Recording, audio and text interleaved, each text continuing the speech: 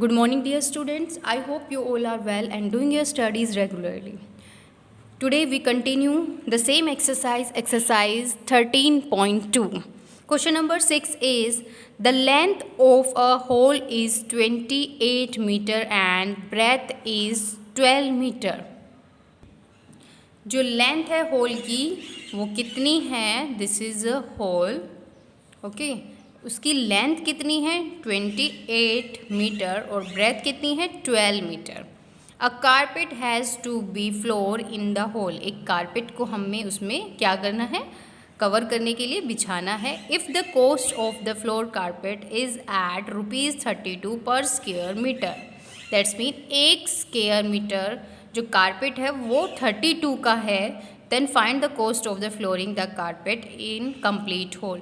तो जो पूरे होल में कारपेट बिछेगा उसकी कीमत कितनी होगी?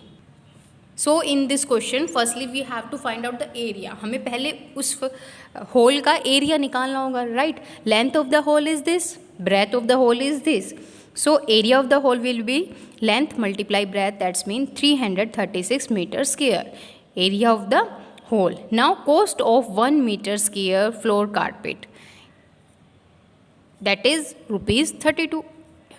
किसकी बात हो रही है यहाँ पर? 1 मीटर पर स्क्वेयर की बात हो रही है कि वो 32 का है। तो cost of 336 metre square floor carpet will be, we do the multiplication. हमें 1 मीटर स्क्वेयर की कीमत बताई गई है, 1 मीटर पर स्क्वेयर की कीमत बताई गई है, तो हम इतने मीटर स्क्वेयर की कीमत निकालेंगे, that is this. Question number 7, the side of a square field is 81 metre, find the area of that field. हमें साइड बताई गई है तो हमें क्या निकालना है यहाँ पे? We have to find out the area. The side of the square field is this. To find out the area the formula is side multiply side, so we do the multiplication and here we get the answer 6561 metre square. Question number 8, find the area of a rectangular field. हमें क्या निकालना है? Area निकालना है किसका? Rectangular field का। If the length of the rectangular field is this one, अगर हमें लेंथ इतनी गिवन है and breadth is this one, और ब्रेथ इतनी गिवन है, so we write length of the rectangular field is this, breadth of the rectangular field is this, area of the rectangular field is length multiply breadth. We do the multiplication and here we get the answer in metre square. Question number 9, what is the cost of tiling a rectangular piece of land 300 meter long? क्या कीमत होगी यहाँ पर? एक जैसे tile लगाते हैं ना, वो टाइल्स लगानी है। रेक्टेंगुलर पीस ऑफ लैंड, एक रेक्टेंगुलर पीस ऑफ लैंड है जिसकी जो लंबाई है वो इतनी है and 400 metre wide at the rate of ₹18 per 100 square metre, और 400 मीटर वो वाइड है, दैट्स मीन उसकी ब्रेथ है, और उसका जो रेट है वो कितना है टाइलिंग का? That is ₹18 per 100 square meter. So length of the rectangular piece is this, breadth of the rectangular piece is this, area of the rectangular piece will be length multiply breadth, that's mean this. तो area क्या हुआ? This one, this is our area. Now we have given cost of per 100 meter square is ₹18.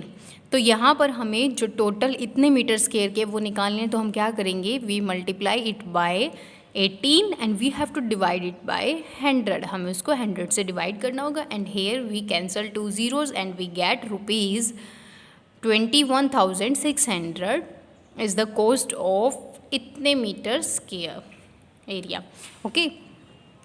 Question number 10 is the area of a rectangular piece of cardboard is 45 square centimeter.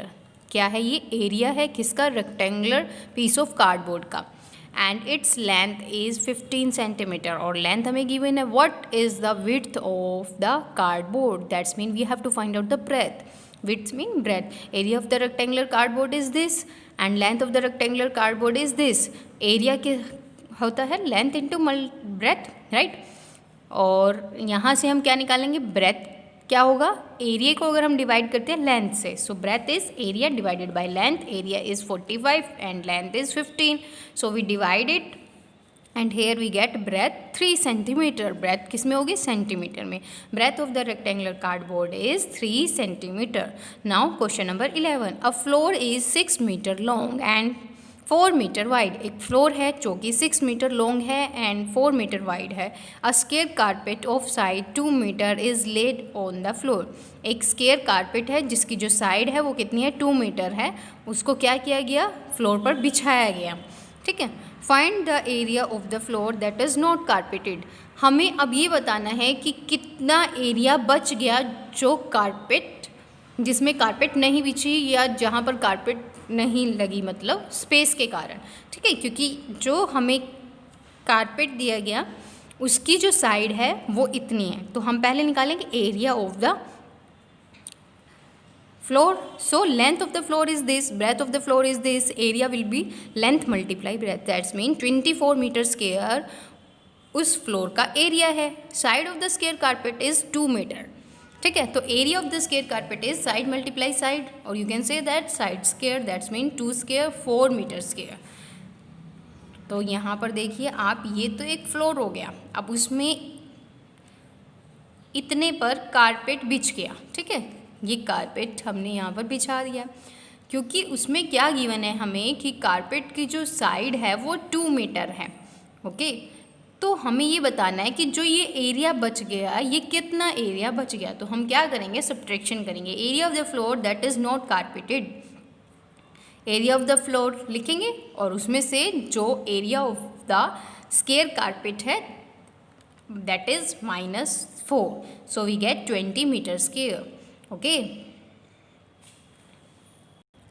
That's mean जिस area में carpet को नहीं बिछाया गया वो क्या है? 20 metre square. So here we have completed this exercise. I hope you understood all these questions. Okay, if you have any query you can call me. Thank you. Have a nice day everyone.